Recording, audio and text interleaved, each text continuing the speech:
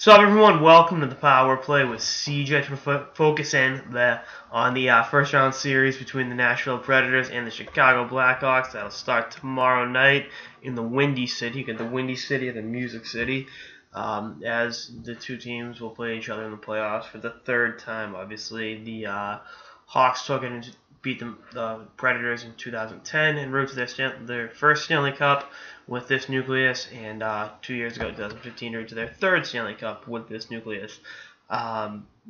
Definitely always a good sign for a Blackhawks fan, but we're going to dive into details. Let's start with the team and the most recognizable team in the NHL, the team that everybody knows and respects, the Chicago Blackhawks, and what they've built and how their nucleus is different than everyone else's in the league.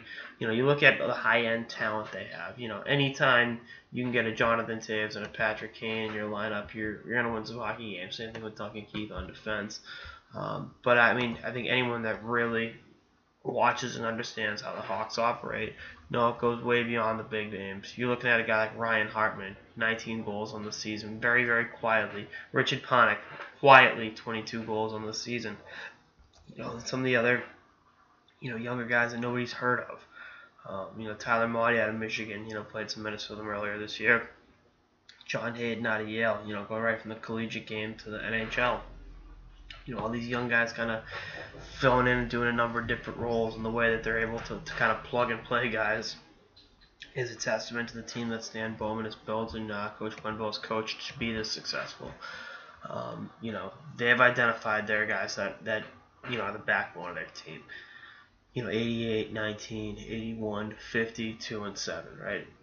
And then everyone else kind of just you plug them in here and there, and you look at what they've done over the last 7+ years, and the way they've been able to navigate the treacherous waters of at times being in salary cap hell to consistently put together a team that wins and is better than everyone else. I think is again a testament to their management group. Picking against this team is stupid. Granted, I've done it before, but you look at this talent and say to yourself, holy shit, there are no real deficiencies on this squad right now. They've got depth at all positions, and they're starting to get healthy right in the nick of time, which is good because these are the games that matter to the Chicago Blackhawks.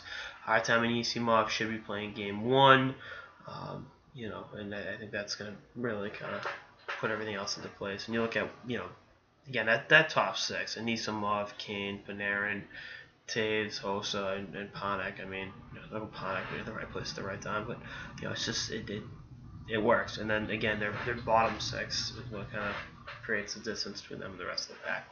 All right, so we've had the Chicago Blackhawks love affair that everyone likes to do.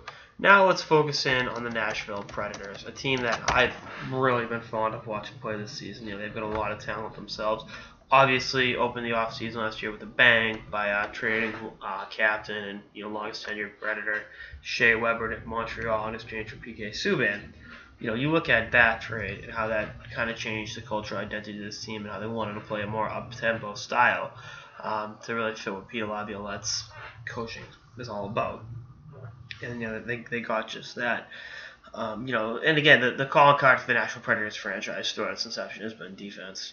Obviously you had the Shea Weber, Ryan Suter years, you had Kimmo Timonen and Marek Zidlicki before them.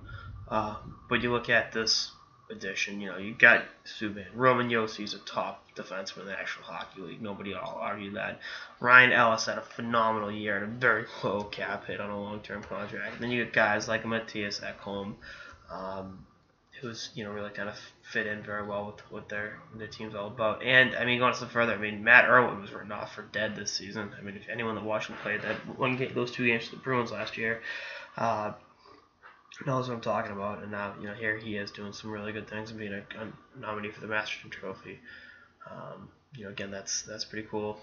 That's the way their team's structured. But up front, Victor Arvidsson may have had the quietest 31 goals in the history of the National Hockey League. Nobody's talking about him, and he played very well in the playoffs last year for the Predators as well, and was able to carry that over to his first full NHL regular season as 31 goals, 30 assists, 61 points.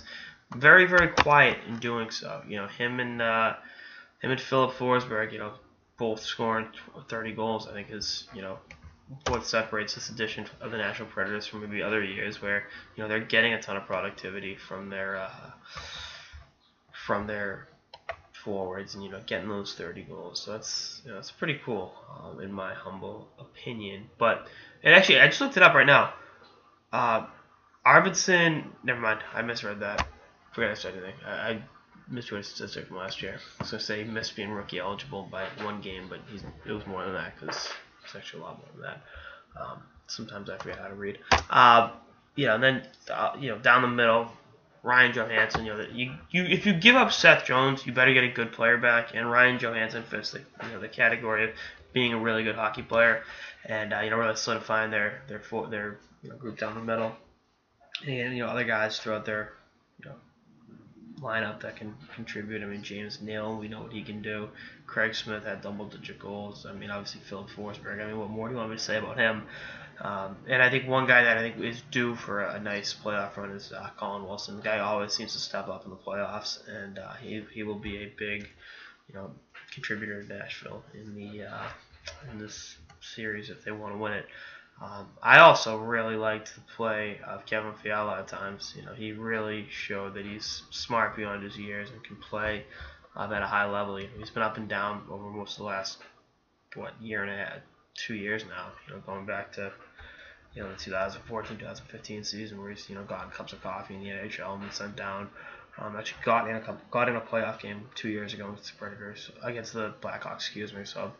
We'll see what happens. Double-digit goals in 54 games this season. So, maybe he can be kind of that X factor in the bottom 6 that gives Nashville, a chance. So, I get the Blackhawks in 6 games.